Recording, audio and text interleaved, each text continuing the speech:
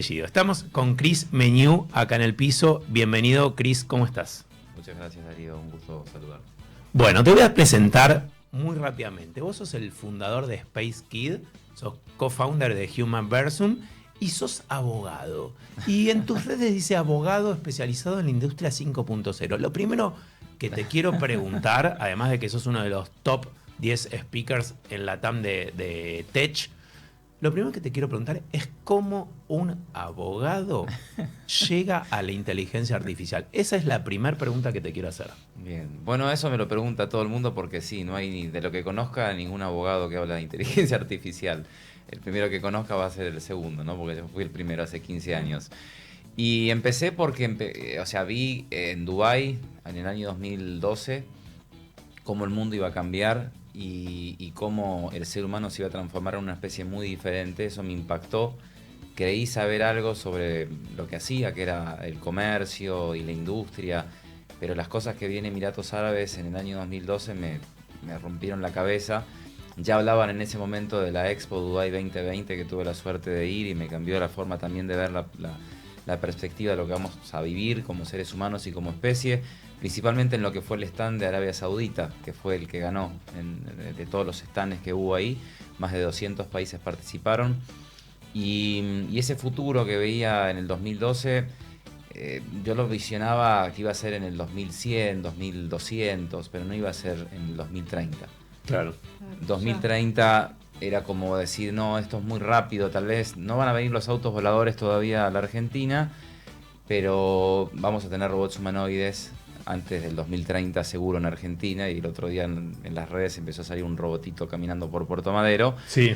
Y eso es un inicio de algo que, bueno, me cambió la vida, porque cuando empecé a ver, por ejemplo, pedí un helado en Dubái y nunca me voy a olvidar que me estaba acostumbrado a que me den las dos bochitas y me sirvan así. Claro.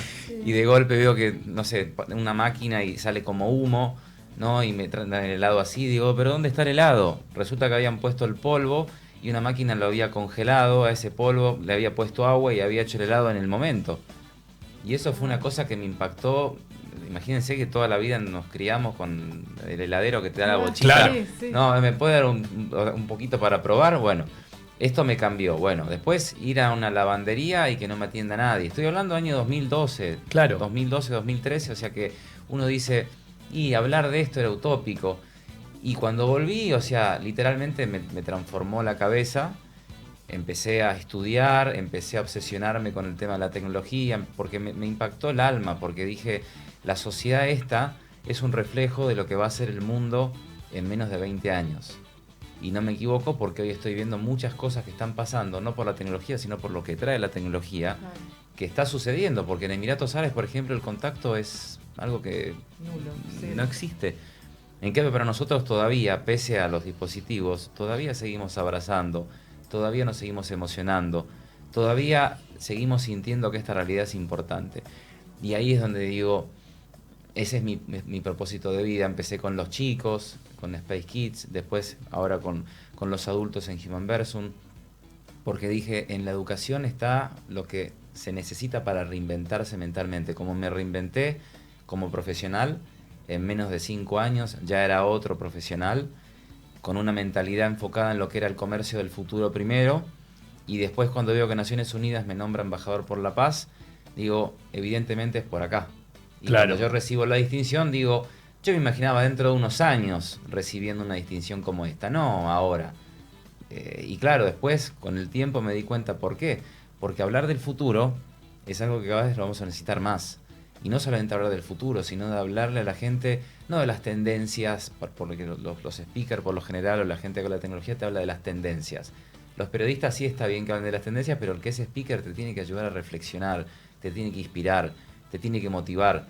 Porque para contar noticias, y es difícil que puedas ayudar a la gente, por lo menos desde mi sector, a que puedan redescubrirse como seres humanos. Y ese es mi propósito, y es un propósito de todos los días, un poco llevado a la obsesión, es verdad, por eso me consideran que soy uno de los mejores, pero con un propósito claro, de tratar de que toda esta transformación que cada vez la vivimos más, yo pueda ser una de las voces que pueda ayudar a mucha gente, porque ese es mi propósito, el de ayudar a la gente a que entienda que esto que se viene no es, porque yo empecé hablando en el año 2013 de la cuarta revolución industrial, en el año 2015 fui el primero en Argentina en traer lo que era la industria 4.0, haber salido en prensa en ese año, en 2016, era ya algo antiguo cuando lo habían anunciado en el Foro Económico Internacional. A mí me hicieron una entrevista en el año 2015, los de Telam, que eso salió en varios medios de Argentina, pues yo había venido de Emiratos Árabes obsesionado con lo que iba a ser la cuarta revolución industrial y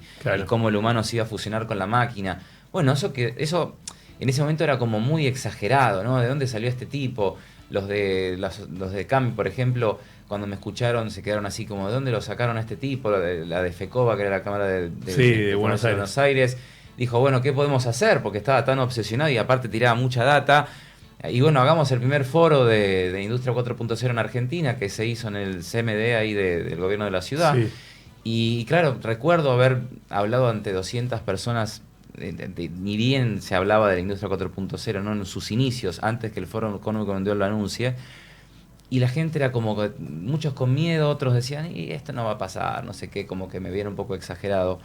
En el año 2019 en el Congreso de Argentina, en frente de 300 diputados y senadores, también hablando de cosas que veía después en la grabación, ¿no? que estaba en YouTube, El futuro de la humanidad, del Congreso de la Nación, así está, que se reían. Y yo decía que en el 2020 iba a pasar algo, que nos preparemos, que había que reinventarse mentalmente. Bueno, después pasó, vino una pandemia, pero la pandemia de alguna manera tiene incidencia en todos estos cambios que están viviendo, porque de la mano también vino que en ese momento el mundo vivió una pandemia con tecnología. Si no hubiese venido la tecnología, tal vez nosotros no hubiésemos generado esa economía física que hoy tenemos. Porque antes del 2020 era una economía física y una economía digital. Totalmente. Hoy es physical, ya llegando a lo que va a ser economía sintética, que es lo que vamos a ver, que probablemente empieces a hablar con alguien y lo de la canción va a ser como lo más suave, porque vas a empezar a hablar con alguien y te vas a cuestionar realmente si existe. Pero no porque ponga las fotos de otra persona, sino porque el mismo Meta va a lanzar, es como lo que hizo Bill Gates con los mosquitos modificados artificialmente para eliminar la malaria. Bueno, esto es similar pero para lo social, que es, como la gente no está conectando, esto lo que voy a decir es gravísimo. Sí, como la gente no, pero no es un invento mío. No. La gente no está conectando, yo, Max Zuckerberg, voy a poner avatares o digital humans o humanos sintéticos, como le querramos llamar, para que la gente hable más en redes sociales, porque se han dado cuenta que las interacciones han bajado. Y claro, ¿cómo venden las redes sociales? A través de la publicidad. ¿Y cómo se consigue la publicidad? A través de nuestra atención. Pero ahora la inteligencia artificial te va a decir, no me importa tanto tu dato, lo que me importa es intimar con el usuario, enamorarte, atraparte, tenerte ahí conversando. Y claro, y ahí voy a generar más revenues en publicidad. Y ahí es el siguiente paso de la inteligencia artificial, que es el más preocupante de todos, si nosotros no educamos y reinventamos a la población, que va a ser la intimidad con las máquinas. O sea, porque esto que vivimos hasta ahora, en estos últimos 20 años, con la aparición de las redes sociales, fue justamente el advenimiento de que el dato iba a ser el petróleo de la economía, que el que descubriera cómo manipular esos datos, monetizarlos, iba a tener el control de la economía. Después Putin dijo, el que tenga el control de la IA va a ser, bueno, pero la IA son datos. Claro. Y ahora hablamos también de la energía, pero ahora acaban de sacar unos chips fotónicos que no va a ser necesaria tanta energía. Los chinos están avanzando de una manera impresionante. Y ahí uno dice, bueno, pero ¿por qué la intimidad es algo preocupante? Porque ya hoy, según Fox News, de cada 5 norteamericanos, 1 tiene una relación íntima con la IA. Hicieron un sondeo en los Estados Unidos también y dijeron a un promedio de hombres entre 25 y 45 años, si mañana se legalizaría casarse con una IA, ¿ustedes se animarían a casarse? La mayoría dijo sí.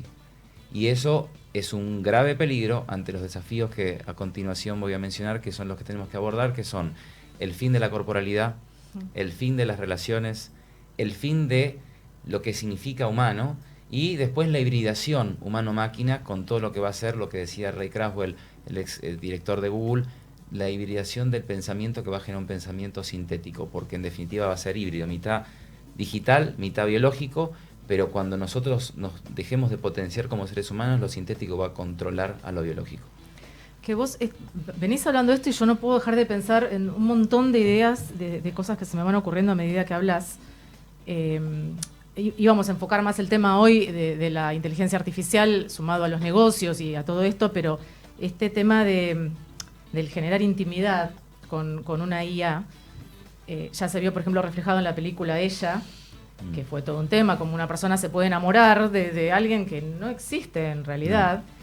Pero también hace muchos años, creo que fue en el 2000, 2002, hubo otra película donde se ve algo así también, donde tampoco podemos terminar de determinar dónde está la realidad y dónde está lo virtual, que fue una película con Al Pacino que se llamaba Simón, donde él genera algo que recién hoy, mucha gente lo está viendo como una novedad, como, el que está hablando y dando la entrevista, ¿es Nicole Kidman o es la inteligencia artificial? En aquella película, Al Pacino era un director de cine en la película, explico así brevemente, la actriz le renuncia, entonces él genera un holograma, que es una actriz perfecta, todo, que termina actuando en la película. La cuestión que esa actriz cobra como vida en un mundo virtual, la gente empieza a creer que es real, empiezan a hacerle entrevistas, y él después no puede dominar a esa persona que él crea y que no existe. Exacto. Y eso pasó esa película tiene más de 20 años. Y ahí pasó como desapercibido esto. Esa película, de hecho, ni siquiera es muy famosa, Exacto. No es muy conocida. Sí, no sé, no. Y sin embargo, fue algo que lo estamos viendo hoy, que pasa todos los días y que hasta en un punto yo siento como fascinación, pero miedo también a la vez con esto de la intimidad, pienso en la salud mental, en cómo crear una relación íntima o una vinculación con algo que no es real, que no existe. Sí, y no solamente la cuestión de la intimidad con el hecho de que me enamore o sea mi mejor amiga, amigo, sino con el fin de la realidad como algo que lo tenemos enfrente de nuestros ojos, que es esto que lo decía Descartes, pienso luego existo, desapareció, se murió ese concepto. Claro. Porque el proceso por el cual la información en nuestro cerebro se vuelve algo consciente son 200 milisegundos.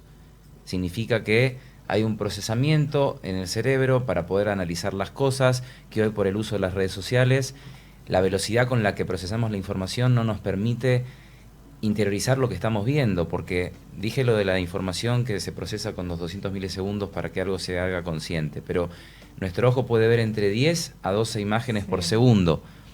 Con la velocidad que utilizamos redes sociales, no podemos procesar la cantidad de imágenes por segundo porque vemos más de 12 imágenes por segundo. O sea, no vemos 10 imágenes porque hacemos esto muchas veces y nuestro ojo no se está adaptando a una realidad que era supuestamente real. Ahora te voy a confundir lo que es la realidad y va a generar que de alguna forma, sí, es muy interesante para lo que es la parte económica hablar de los agentes IA, que te van a hacer absolutamente todo. Es más, se está hablando que van a hacer el 80% del trabajo de uno. No significa que se va a eliminar todavía, pero que te va a hacer un 80% tu trabajo. Y ahí es donde uno dice, bueno, con más razón tengo que encontrar las razones por las cuales yo sigo siendo ser humano y debo de estar en donde estoy y nada me debe de reemplazar, porque cuando le tome el gustito a lo sintético, probablemente sí tenga otra nacionalidad. Hace poco en un medio dije una cosa que lo pusieron como graph, se viene el fin de las nacionalidades, cada vez el concepto de nacionalidad va a tener menos sentido. ¿Y por qué dije eso? Porque si uno ve la evolución de lo que fueron las economías y lo ve con lo que fueron las nacionalidades, o las identidades, mejor dicho, que traen consigo concepto de nacionalidad, era, en la época de la economía física, ¿cómo era la identidad o la nacionalidad? A través de un documento que decía, yo soy Cris, él es Darío, y a partir de ahí era lo que valía, era lo que estaba en el papel. Hoy, en la economía física, porque empezó a aparecer en la economía digital, pero en la economía física lo empezamos a ver con más fuerza, empezamos a ver cómo las redes sociales te identifican y hacen que tengas una identidad. Y ya dejaste de ser esa persona que tenías que mostrar un papel de dónde eras, o un título donde es abogado, no es ingeniero. No, hoy es las redes sociales. Y las redes sociales, con lo sintético, te van a engañar. Y las redes sociales de alguna forma también nos hicieron creer el personaje perfecto, nuestro yo perfecto, pero ahora ni los filtros van a alcanzar para la perfección. Ahora voy a decir, y pongo mi clon directamente. Claro. Y mi clon pasa a ser el dueño de las redes sociales y nosotros pasamos a tener una nueva identidad o una nueva nacionalidad. Porque pasamos a tener un clon digital que pasa a ser nuestro representante en la parte social, para manejarse en las redes sociales, en el trabajo, para facilitarnos nuestro trabajo. Ya este año Gartner dice 4 horas van a trabajar menos los que usen un agente IA. El CEO de Nvidia dice 80% de todas las tareas rutinarias se van a eliminar. Claro, está buenísimo eso. Ahora veamos cómo vamos evolucionando en todo lo que, o involucionando muchas cosas con respecto a esto de la identidad, de la nacionalidad, del lugar de pertenencia. Hoy, ¿de dónde, claro, de dónde soy realmente? ¿Soy de donde estoy conectado o soy de donde nací? O sea, porque claro, de donde nací, y la verdad que no me identifican las costumbres, no me identifico con los que están a mi alrededor, a los vecinos tal vez los saludo, pero ni sé cómo se llaman. En cambio, en el mundo digital, tengo mis amigos, hasta algunos tienen su pareja, y ahora voy a tener algo imaginario, y ese imaginario es lo que pone en peligro la realidad. Y ahí estamos hablando de que la educación, ese es el punto donde me enfoco yo siempre, que es mi rol, está en un serio peligro, porque seguimos educando, cuando en realidad en esta época lo que tenemos que hacer es como en la antigua Grecia, lo decía Sócrates, Platón y Aristóteles, era como el trinomio del pensamiento. Ahora tenemos que reinventar el pensamiento y tenemos que encontrar, ya no en la información, la nutrición para nuestra inteligencia, sino en la reflexión, en la metacognición, el pensamiento sobre el pensamiento. Ahí es donde nosotros vamos a encontrar el concepto de redefinirnos en una era donde probablemente tengamos que convivir con simples humanos, con cyborgs, que todos de hecho somos cyborgs, salvo los que no usan celular, que todavía puedo decir que hay una subespecie a nosotros que usamos la tecnología, que no usan la tecnología. Vienen a ser como los Amish, ¿no? Claro. Pero hay gente que todavía no tiene, no, yo conozco gente que no tiene celular, por ejemplo. Esos no se los puede considerar cyborg, pero pues todos nosotros somos cyborgs, porque estamos aumentados por la tecnología, claro, bien o mal. Y después vienen los superhumanos que van a empezar a tener ya no el uso de dispositivos, sino implantes en su claro, cuerpo, ojos biónicos, estómago biónico, hasta se está hablando de cerebros biónicos. Todas las películas de las 80 van con De esto, los 70, de la mujer biónica, el hombre nuclear. Exacto. Y ahí viene Terminator, a full. Sí, y ahí viene el último digamos, eslabón de esta nueva forma de ver la vida. Los superhumanos no van a ser los mejores, van a ser los robots humanoides.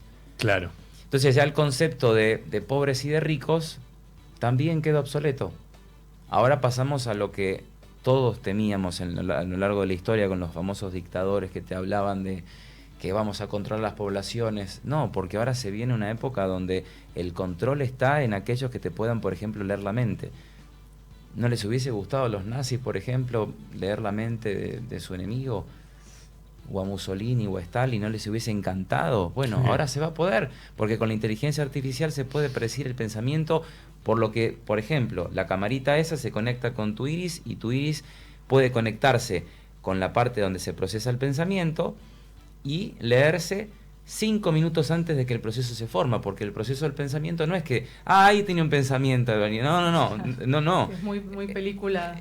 Ahí hay un proceso por el cual todo pensamiento a corto plazo se hace pensamiento a largo plazo. Entonces son milésimas de segundo que la inteligencia artificial va a la velocidad de la luz cuando nuestra capacidad mental es en hertz.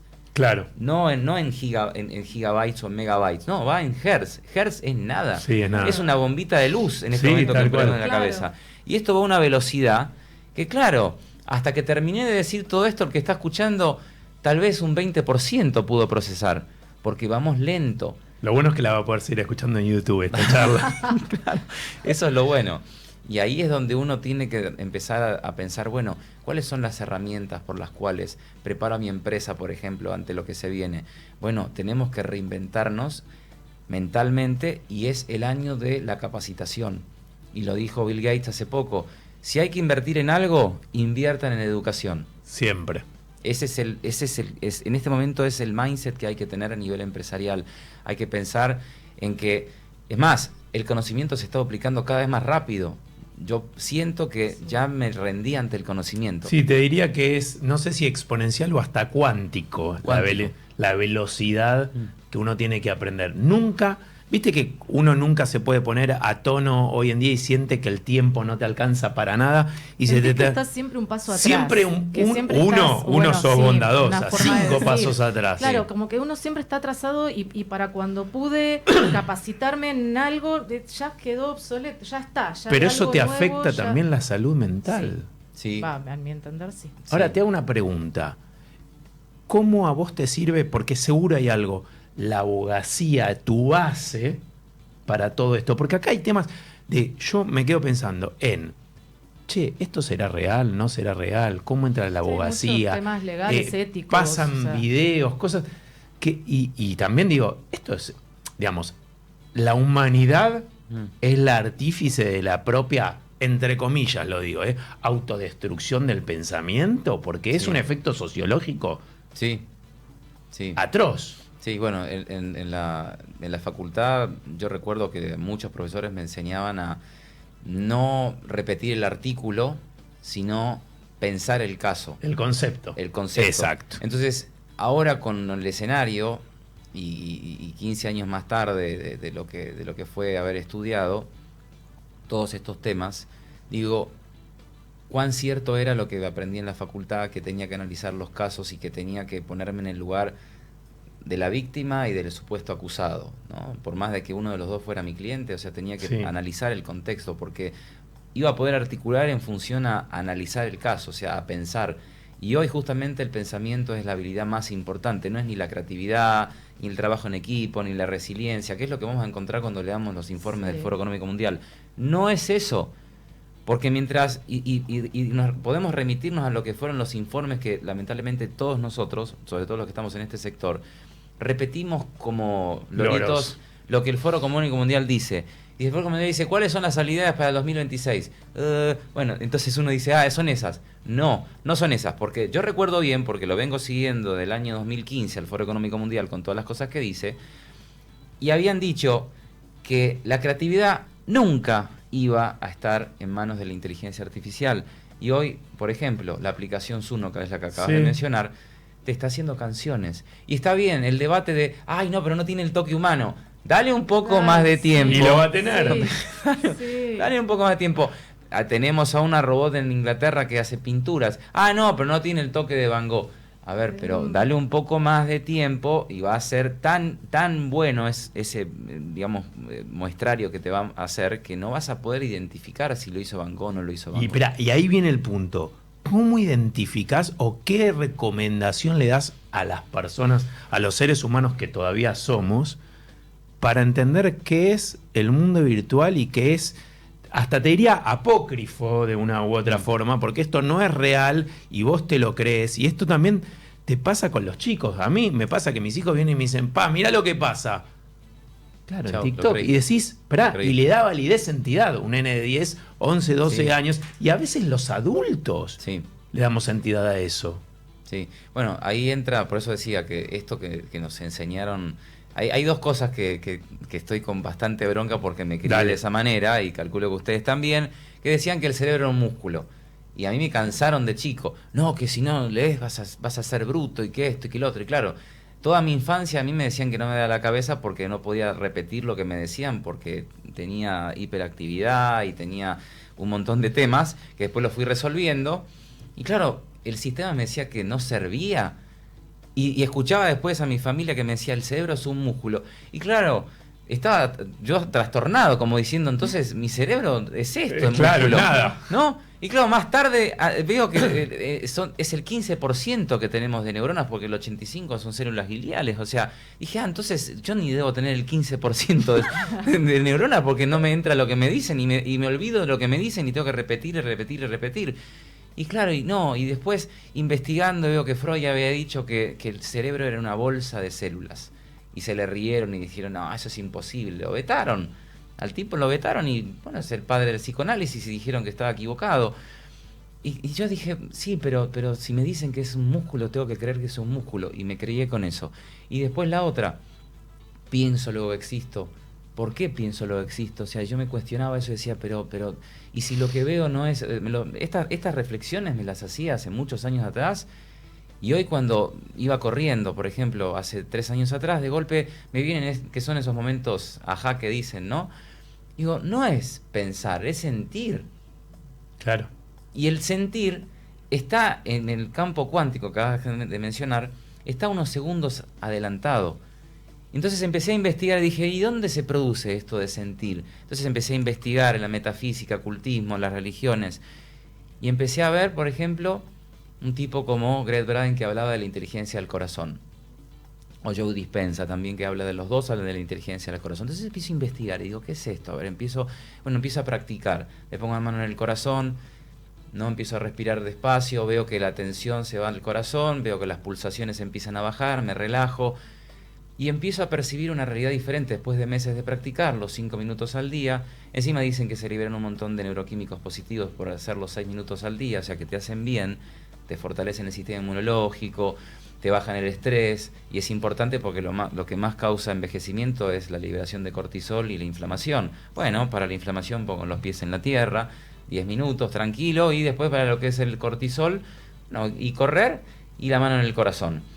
Y a partir de ahí, después de 5 años de hacerlo, hoy empiezo a ver muchas cosas que las percibo, y empiezo a darme cuenta que por ahí está. Por lo menos a mí me funciona. Bien. Yo no creo lo que veo, yo creo lo que siento. A mí me pueden venir a decir, vienen los extraterrestres, como decían hace poco, o estamos equivocados que estaban diciendo que estaban viniendo las naves nodrizas, ¿sí?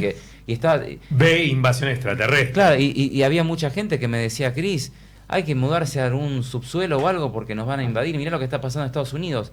¿Qué pasó con la noticia esa? ¿Dónde están los extraterrestres? Que estaban invadiendo, y se veían un montón de videos, no sé, veía videos inclusive que tiraban rayos láser a los ovnis, en otros que había gente gritando, en otros había un extraterrestre en un saco de basura. Claro, y la gente se comió ese cuento y se creyó esa realidad. Ahora, esto es como lo que dice Stanislas Barrach, que una emoción se sostiene porque uno la sostiene. Porque si no, tenemos un montón de emociones en el día y 48 pensamientos por minuto, y esa emoción de creerme esa realidad hace que viva en una mentira. Entonces, para quedar conectado en la realidad, lo que debería de hacer es estar conectado con el sentir. Y el sentir está en el hecho de que nosotros seamos seres, que afloremos ese sentir con el abrazo, con palabras de gratitud aún cuando uno se levanta, haciéndole bien a los demás, o sea, sentir, pero no sentirse con bronca, con odio, con resentimiento, no, sentir para bien. ¿Por qué? Porque me estoy conectando a otra vibración, me estoy conectando a la percepción, que para muchos, como por ejemplo los musulmanes, o los que, digamos, predican el budismo, por ejemplo, en el budismo el centro es el que sabe. ¿Qué es el centro? Es el corazón, ahí está el centro del cuerpo humano.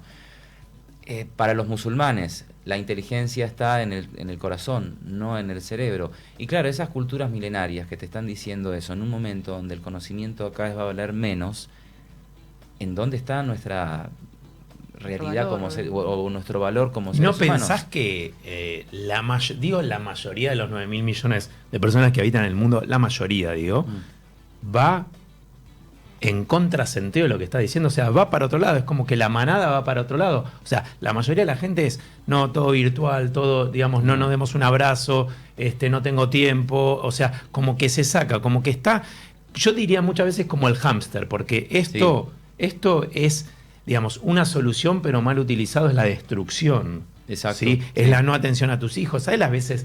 La cantidad de veces que mis hijos me dicen, deja el celular, ya no estás trabajando, deja el celular, estamos juntos, deja la foto para otro momento, dame un abrazo, dame un beso. O sea, esto es, digamos, una herramienta, pero también mal utilizada es la autodestrucción. Sí, tal es así que por eso la palabra del año pasado fue brain rot, ¿no? Cerebro roto, porque es lo que está causando esto si no lo hacemos utilizar. Pero esto no es para preocuparse el celular, lo que se viene es para preocuparse, pero para preocuparse de verdad. Yo digo, en los medios de comunicación de América Latina, lo que veo que cuando se habla de tecnología es el autito de Tesla, claro, el robotito de China.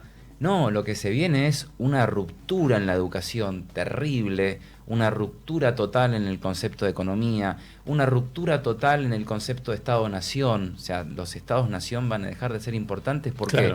porque te está diciendo la tendencia mundial de que el 50% de la población va a ser gaming en el 2030. Entonces el concepto de Estado-Nación no va a servir. Y si empezamos a analizar, yo que tuve la suerte durante los últimos 10 años de viajar por toda América Latina por mi trabajo, hay muchas ciudades que ya se sienten que no pertenecen a sus países. Y mismamente en Argentina yo veo ciudades que se sienten como que es su nacionalidad, no argentina. Claro. ¿Y eso por qué tiene que ver?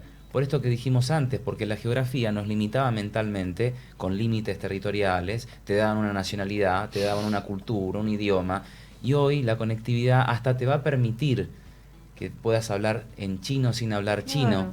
Sí. Entonces vas a estar conectado con chinos durante todo el día. Entonces cuando salgas, tu cultura no va a ser la argentina, va a ser la china, porque cuando salgas vas a vivir con un pensamiento que no te lo da la cultura argentina, porque no estás hablando con argentinos. Entonces uno se empieza a mimetizar de otro concepto, que es la conectografía. La geografía no importa más. Ni siquiera necesito desplazarme para ver a esos seres queridos que conocí en internet. Uno dice, bueno, sí, pero el metaverso se murió. No, no se murió. Fui uno de los pocos en América Latina, y no quiero decir en el mundo, que dijo, cuando todos me decían, porque hasta había sacado un metaverso educativo, que sigue existiendo todavía en la empresa que tengo, y decían, no, ¿ahora dónde te vas a meter el metaverso? Que es un verso más que otra cosa. Dije, no, dale 5 años al metaverso, y lo está diciendo Elon Musk también. En 5 años vamos a ver la película Player Number One. ¿Por qué? Porque ya se puede oler en el metaverso, se puede sentir en el metaverso, se puede tocar en el metaverso, y agreguémosle la inteligencia artificial generativa, que lo dijo el CEO de Nvidia hace 3 años. Hace 3 años, o sea, justamente este año dijo, va a ser indistinguible lo que el ojo perciba. Veamos que ya hoy, por ejemplo, pasando. Está pasando. se ve ¿Qué haces en Space Kid Foundation y también en Human Versum? Y también Zoe, que no, por suerte, se lo aclaro a todos los oyentes, nada tiene que ver con el delincuente de Cositorto y su generación Zoe. Zoe es la primera maestra de inteligencia artificial de América ¿no? Latina. Bien, de América Latina. Así que contanos esas 3 cuestiones. Si bueno, podés. en Space Kids fue una iniciativa que surgió hace 5 años, que la pudimos materializar hace 4 años, y que hemos dado hasta ahora más de 10.000 becas, y que a partir de este año vamos a empezar a trabajar fuerte con la NASA para mandar chicos justamente a la NASA a estudiar y a armar el hackathon dentro de las oficinas de Space Kids, que van a estar ubicadas en Puerto Madero. Es el primer hackathon que se hace de Space Apps en Space Kids, pero el Space Apps se viene haciendo hace bastante tiempo. Y ese fin es porque cuando estuve también en Emiratos Árabes, yo vi que Emiratos Árabes planteaba de abrir una colonia de Dubái en Marte, por ejemplo, ¿no? Y en la Luna igual.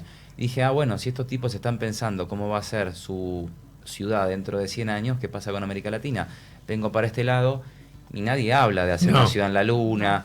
Tal vez un loco que te vendía las tierras en la Luna, sí. pero nadie te dice que la vida va a ser interplanetaria en menos de 50 años. Entonces dije, bueno, entonces es por acá. Después empecé a ver que el 80% de todos los trabajos de aquí al 2030, y si ustedes tienen hijos, es por ahí, ¿no? Porque hay que estudiar todo lo que son las STEM, y ahí está la ciencia, la tecnología, la ingeniería, la matemática, el arte. Cuando hace unos años decía, no, el chiquito quiere estudiar música, no, se va a morir de hambre. No, hoy tal vez, si estudia arte, va a tener futuro, porque el 80% de todas las profesiones van a requerir de ese conocimiento, que sea STEM, la robótica, bueno. Entonces dije, hay que hacer algo, porque la educación en América Latina está muy mal, y Space Kids se pensó como algo para América Latina. Y ahí es donde con mis socios dijimos, bueno, pero para captar la atención, ¿cuál podría ser el condimento para que la gente le empiece a dar más bolilla a la parte de la educación espacial, sin irnos mucho al espacio, ¿no? Bueno, la NASA. Y estuvimos en un proceso de 2 años negociando a ver cómo íbamos a empezar a trabajar, y finalmente este año vamos a empezar a trabajar con delegaciones que llevemos chicos a la NASA. Firmamos un convenio con la UBA el año pasado. Bien. Para que empecemos a generar la comunidad de Space Kids, porque mi propósito de vida es justamente no hablar del futuro, sino construirlo. Bien, bien. Y después Human Versum nace con un objetivo de buscar en las empresas este reentrenamiento laboral cada vez más rápido. Ahí surgió la idea de hagamos un metaverso educativo, que todavía sigue existiendo, que lo usamos cuando una empresa nos contrata y quieren capacitarse dentro del metaverso, porque en el metaverso uno aprende lo que tardarías 3 horas en esta realidad, en el metaverso se aprende en media hora. Y aceleras el proceso de aprendizaje. Claro, la velocidad cada vez más rápido, ¿no? De aprendizaje, hoy es cada 12 horas, en el 2030 va a ser cada 12 minutos. Bueno, entonces hay que hacer algo. Bueno, y no nos quedamos cortos ahí. Dijimos, bueno, y con todo esto que está viniendo de la inteligencia artificial, ¿qué podemos hacer? Y pensemos en crear la primera profesora ya de América Latina, y ahí nace Zoe.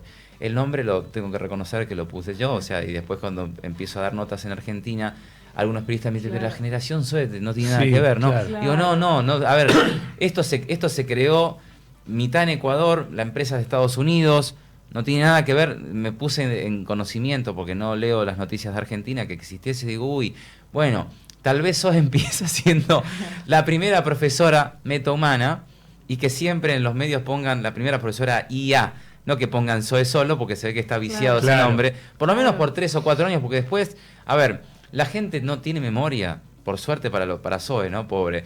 La gente, y hoy se acuerdan porque tiene 1 año, 2 años la noticia, pero dentro de 5 años, ¿qué se van a acordar y van a relacionar? Pero sí, es el primer paso que damos hacia adelante en América Latina con la creación de esta profesora. ¿Por qué? Porque le estamos diciendo a los educadores, miren que se les viene esto.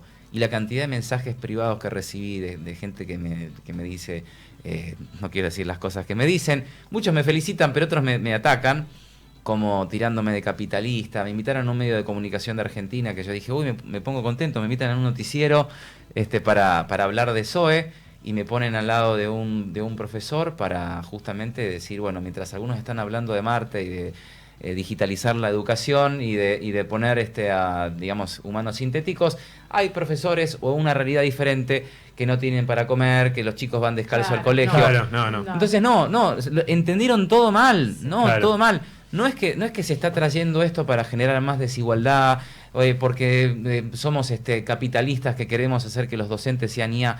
No, hay una realidad concreta que lo dice desde el Foro Económico Mundial, la OCDE. Necesitamos 3.2 millones de profesores para el 2030, adicionales a los que tenemos.